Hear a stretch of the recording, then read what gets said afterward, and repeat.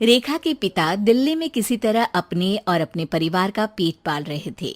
पर एक दिन अरे रमेश, तुम्हारी बेटी के तो समझो भाग्य ही खुल गए। वकील लड़के का रिश्ता आया है।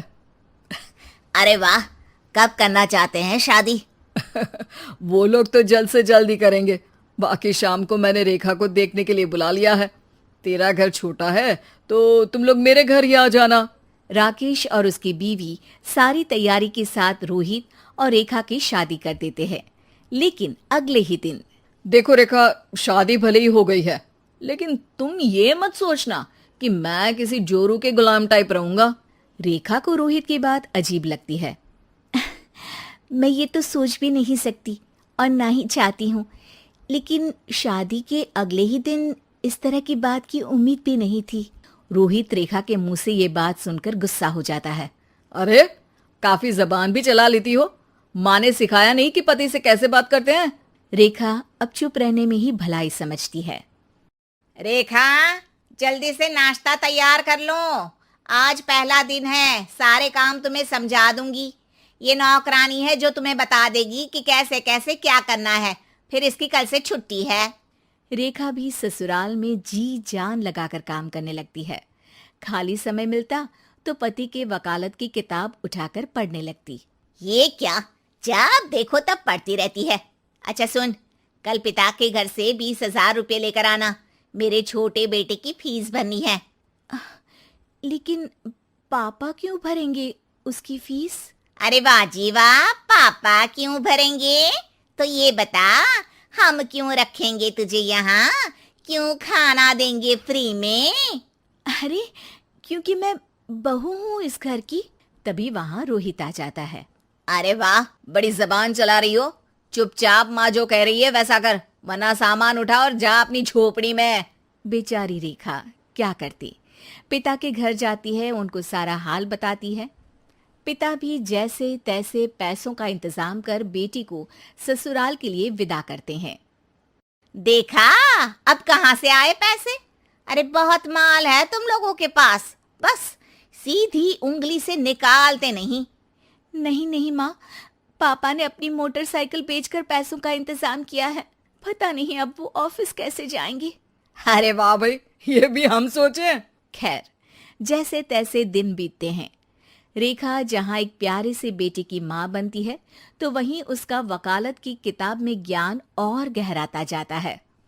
हे भगवान, बुरे फंसे। ये केस तो लगता है कि मैं हार ही जाऊंगा। देखिए, मैंने आपकी इस केस की फाइल पढ़ी थी।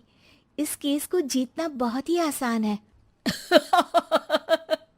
वाह भाई वाह, यहाँ वकालत की डिग्री लेकर भी मैं समझ नहीं पा रहा हूँ, और तुमने रोटी बनाते बनाते ही केस समझ लिया।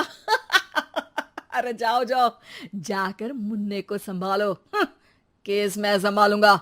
ए लड़की सुन, जाकर अपने बाप के यहाँ से 3 लाख लेकर आ। पूरा घर फिर से बनाना है। छोटे की शादी करूंगी तो छोटी बहू को कहाँ रखूंगी? पूरा घर तो तूने घेर रखा है। ऐसा मत बोलिए माँ जी, पापा इतना पैसा कहाँ से लाएंगे? अब तो वो रिटायर भी हो गए हैं। हाँ, तभी तो बोल रही हूँ, रिटायरमेंट के पैसे तो मिले होंगे ना। लेकिन वो अगर आपको दे देंगे तो बुढ़ापा कैसे काटेंगे? रोहित रेखा की बात सुनकर गुस्सा हो जाता है। ए सुन, चल अपना सामान उठा, अपना बच्चा उठा और निकल यहाँ से। रेखा के लाख आग्रह के बाद भी रोहित और उसकी सास उसे घर में नहीं रखते। पापा, मैं तलाक चाहती हूँ।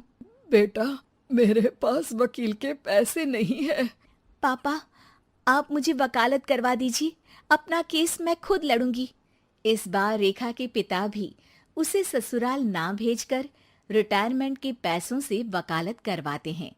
और फिर एक दिन कोर्ट के बाहर, रोहित, आज तुम अपना ही केस हार गए, वो भी उस लड़की से जिसकी तुमने कभी कदर ही नहीं की। रेखा, मुझे माफ कर दो। मैं इतनी बड़ी अमाउंट कहाँ से लाऊंगा? मैं हर महीने पैसे नहीं दे सकता तुमको। पैसे वहीं से लाना जहां से तुम मेरे पापा को लाने के लिए मजबूर करते थे। एक पिता अपनी बेटी की शादी उसकी खुशहाली के लिए करता है, ना कि सारी जिंदगी कर्जदार बनने के लिए। अरे, मेरे ही बेटे की किताब पढ़ पढ़ कर ज्ञान बांट रही हो। वकालत की किताब तो ससुराल में ही पड़ी थी ना। बिल्कुल, यहाँ मेरी गलती रही। जिस पैसे से मैंने इसकी शादी की थी, मुझे वो पैसे पहले इसकी पढ़ाई में लगाना चाहिए था। और आज रेखा एक जानी मानी वकील के रूप में काम कर रही है।